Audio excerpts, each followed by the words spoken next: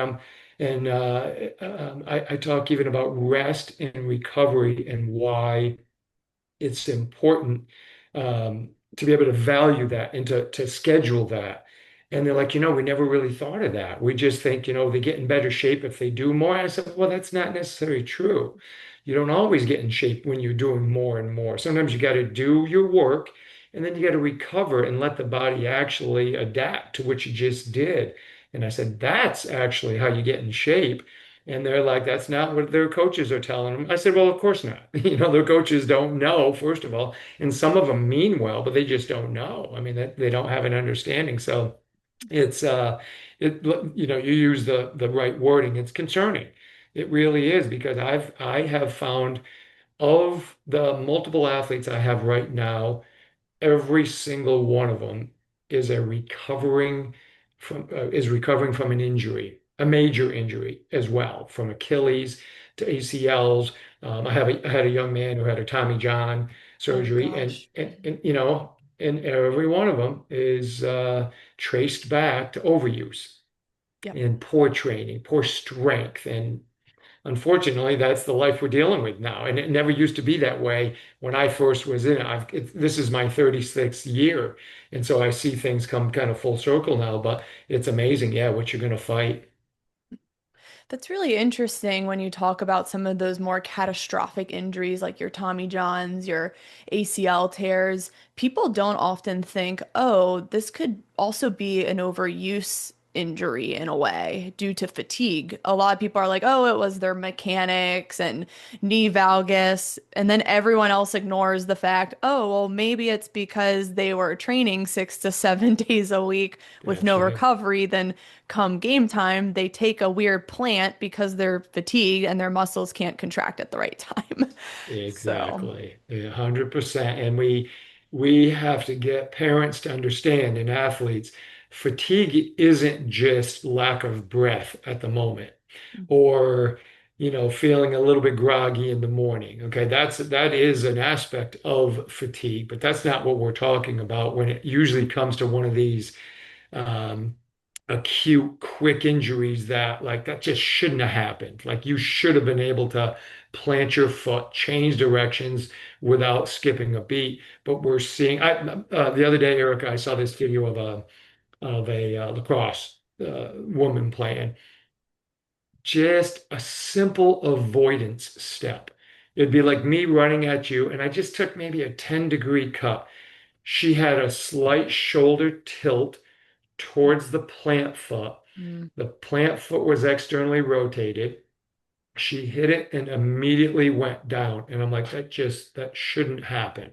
yeah. So probably in the fatigue that most parents don't even think about is CNS fatigue, the ability to, like you said, for the muscle or the nervous system to contract or co-contract at the correct time.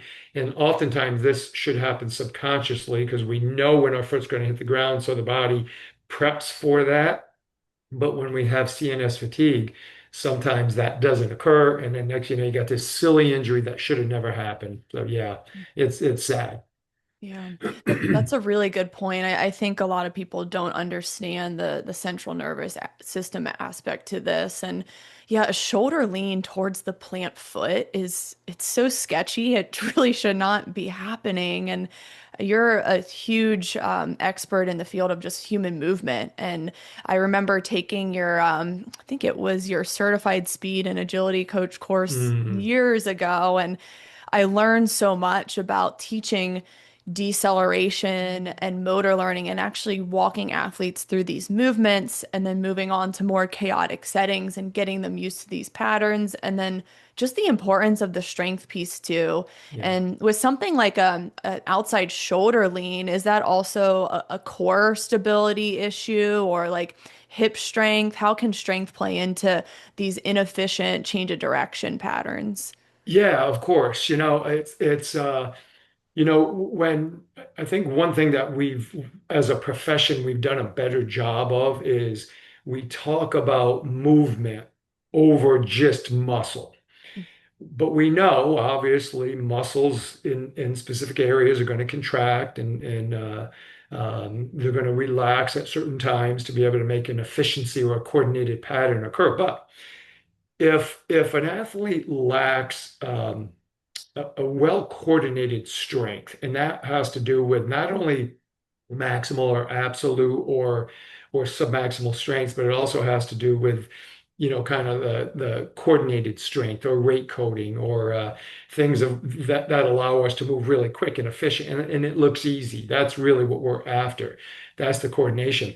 So when an athlete lacks the ability to quickly absorb and then release that energy, which we'll call strength and or power, um, they tend to biomechanically get into a bad position. And it's really no different than performing a sports skill. If you're doing a free kick or a goal kick and you're kicking with your right leg and you're planting with your left, and your plant looks very similar to a high jumper approaching. That foot plants out in front to be able to kind of decelerate your body and let that backside leg come swinging through.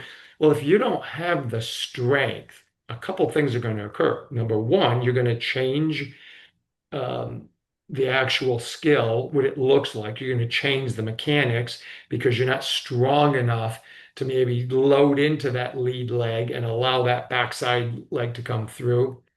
Or you're going to incur some kind of it could be a nagging, it could be an acute injury or a continued chronic injury, maybe a patellar tendonitis, maybe a hip injury, labrum, or something of that nature from overuse because you just can't stabilize. So simple, basic strength is critical so that athletes can cut, they can perform their skill like kicking a ball or diving to save a kick on goal, or to jump to get a rebound in basketball, or simply just to play in practice and to go through normal patterns. So yeah, strength is that's kind of the foundation of everything. And I think you and I will probably talk about some acceleration and different movements and things of that. But can you imagine not having the strength to be able to move your body mass? So it really is the foundation of everything we're going to talk about and that we do as coaches.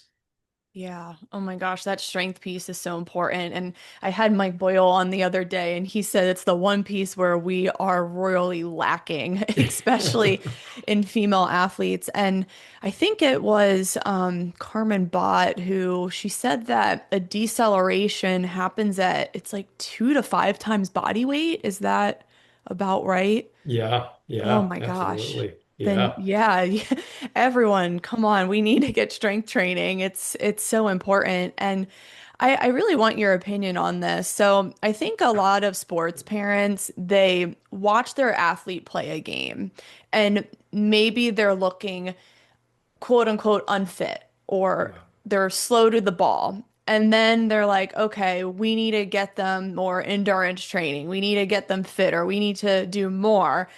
And then it becomes this like hamster wheel of they continue to still do bad in the game. And then the parents like, no, we need to keep doing more. And the kid doesn't get better. And my question is it an unfit problem or is it lack of strength and that foundational development?